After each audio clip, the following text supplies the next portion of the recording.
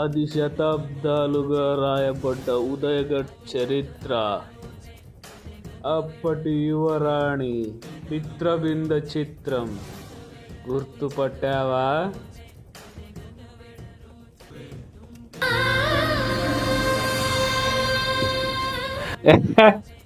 తన కోసం వెర్రెత్తి చచ్చిన రణదేవ్ బిల్లావి నువ్వు.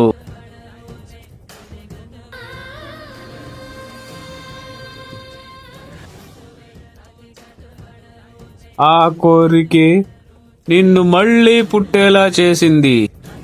ఆ మదోన్మాదవే తన కోసం నిన్ను ఏమైనా చేయడానికి ఉసికొలుపుతోంది. మీరిద్దరూ పుట్టినట్టే పోగొట్టుకున్న దాన్ని దక్కించుకోవడానికి వీడు పుట్టాడు. వాడు బతుకుండగా నువ్వు దాన్ని ముట్టుకోలేవు. తను నీ సొంతం కావాలంటే వాడి అంతం చూడాలి.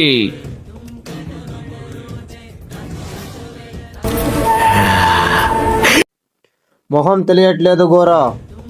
వీడిప్పుడు ఎక్కడున్నాడు? వాడిని గుర్తుపట్టడం ఎలా? మీ శత్రుత్వాన్ని మీకంటే ముందు ప్రకృతే పసిగడుతుంది. మీరిద్దరూ ఎదురైనప్పుడు పక్షులు మీ నుంచి దూరంగా ఎగిరిపోతాయి. ఎర్రగా మండుతున్న సూర్యుడు నల్లబడిపోతాడు. వాడు మనిషిలా కాదు, మండే గిరిగోళంలా కనిపిస్తాడు.